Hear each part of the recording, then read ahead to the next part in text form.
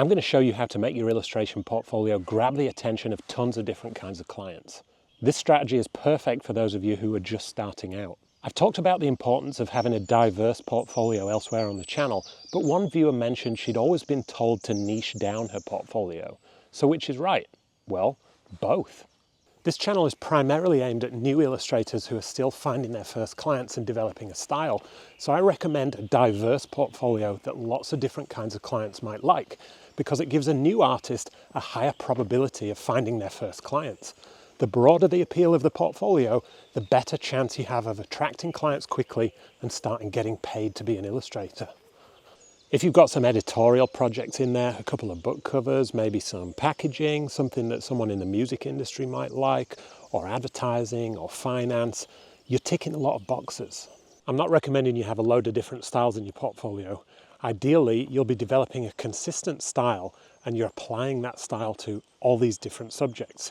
So it all kind of works together, unified and focused in the style, but diverse in the subjects you illustrate. Another reason this is a good direction is because it gives new artists the opportunity to try things out.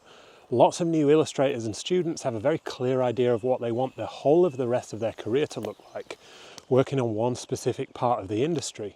But how are you ever really going to find out what you enjoy the most and what you're best at if you don't try all the options? You might spend 40 years as an illustrator. Do you really want to be doing the same kind of project over and over again? Once you have found out what you enjoy the most and you start working with clients that you love in a particular area, let's say it's book covers, that's when you can begin to niche down and specialize and steer your portfolio and your career in the direction you want to go in. You know what you like, you know what you're good at, and you can double down on that one thing. Let me know what kind of illustration you really want to get into in the comments, or if there's something you used to be into but now you've changed your mind, let me know that too. A diverse portfolio is a phrase that's used in finance and investing. If you're not a professional trader, it makes sense to diversify your investments into different companies. You put a little bit of your money into tech stocks maybe, like Apple or Microsoft, and maybe some of your money goes into crypto, and you put some money into Chinese companies and maybe some more into media and entertainment like Netflix. You spread out your total investment over a broad range of different industries. You're not putting all your eggs into one basket. So if one of those industries dips in performance, your financial portfolio doesn't suffer too much. But it also means you don't benefit as much if one of those companies or industries really takes off. It's a low-risk strategy and a good one for a beginner. As you learn more and you get better at investing, you may choose to diversify less and put more of your money into one or two specific areas that you know a lot about. Then you stand to benefit more from the areas you have expertise in. But you wouldn't go all in and put all your savings into one investment if you didn't know enough about it. That would be a massive and extremely risky gamble. It works the same for an illustration portfolio. Start out low risk, try different things and learn the ropes. The more you learn about the industry, the more you can specialize and be confident that you're going in the right direction. So your portfolio strategy is really about your goals as an illustrator. The short-term goal for an illustrator could be to find some clients. Any clients who are willing to pay real money, hence the diverse approach. The long-term goal may be to work in children's books, for example. But long-term goals can change as you discover more about what you like. Maybe after a couple of years with a bit more industry knowledge under your belt, that goal changes to wanting to work in an animation studio, for example. With a diverse and broad portfolio where you've tried lots of different things out, you can change course quite easily because you've sampled a little bit of everything. But if you specialize too soon and your whole portfolio is geared towards children's book stuff, that's a lot of work and a lot of backtracking you need to make to build a whole new portfolio that's going to be suitable for an animation studio. Having a highly specialized portfolio can also be a risk because what you choose to specialize in might simply go out of fashion or possibly cease to exist.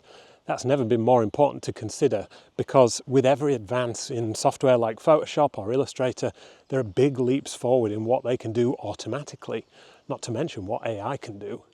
If you'd spent 5 or 6 years getting really good at one particular thing, and then Photoshop releases an update that allows anyone to do that thing with the push of a button, all of a sudden your skill isn't worth anything.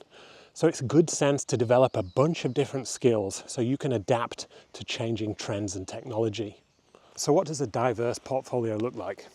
Think about these three things: subjects, industries, and skills.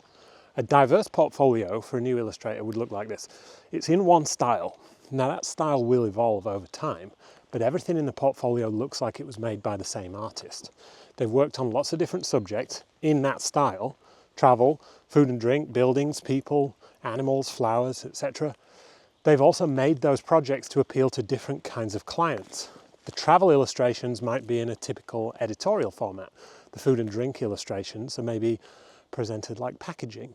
And the people might be illustrated in a way that's appropriate for advertising. And animals might be in the form of a children's book. In the process of developing that portfolio, the illustrator will probably develop their drawing skills, and they'll learn different software. Maybe they'll learn some animation skills too, and they'll learn how to do live painting and typography and improve the way they compose images. And they'll build up a web of interconnected skills, and they'll be able to show that in their portfolio.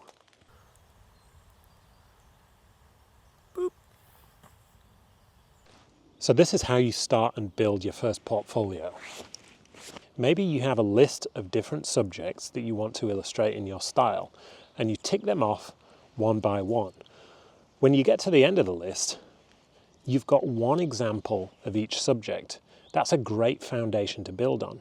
You can then either work on a second example of each one of those subjects, or you can add more subjects to the list. It begins as a very broad collection, but it's not gone deep in any particular one of them. Over time, you'll have small collections of different subjects, maybe a few portraits, a couple of book covers, maybe one or two packaging projects, and some editorial work.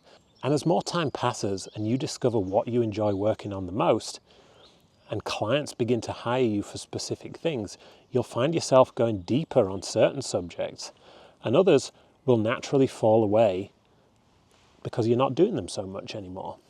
The evolution of your portfolio can be a very organic process if you want to be. Let your clients tell you what you're good at and go with the flow if you want to. But most people are going to want to take a more active role in that, so you also do the things that you want to do. But either way, some of those subjects in your first diverse portfolio will disappear over time, just as some of the companies that a finance guy invests in won't perform as well as others, and those funds will be diverted to things that do perform well.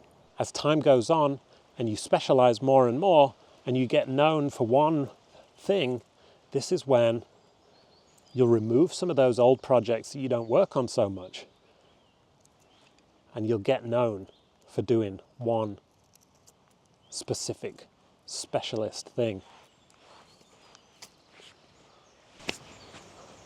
There's a strategy to choosing those initial diverse projects too. You've got to think about what people are actually willing to pay you for. If you choose a list of subjects that is fairly diverse, like band t-shirts, book covers about Wiccan spells, and you do some editorial style images about dentistry, and then you decide to make an advertising campaign for your local roller rink, yes, technically you've got a pretty diverse range of subjects there, but none of it is very commercial. The majority of bands don't make any money, and the ones that do can afford to work with, super famous illustrators, designers, and photographers. Magazines for dentists probably do exist, but it's an extremely small market. I don't see you getting a lot of work in that area over the long term. And an advertising campaign for a business that probably can't afford to advertise is a waste of time.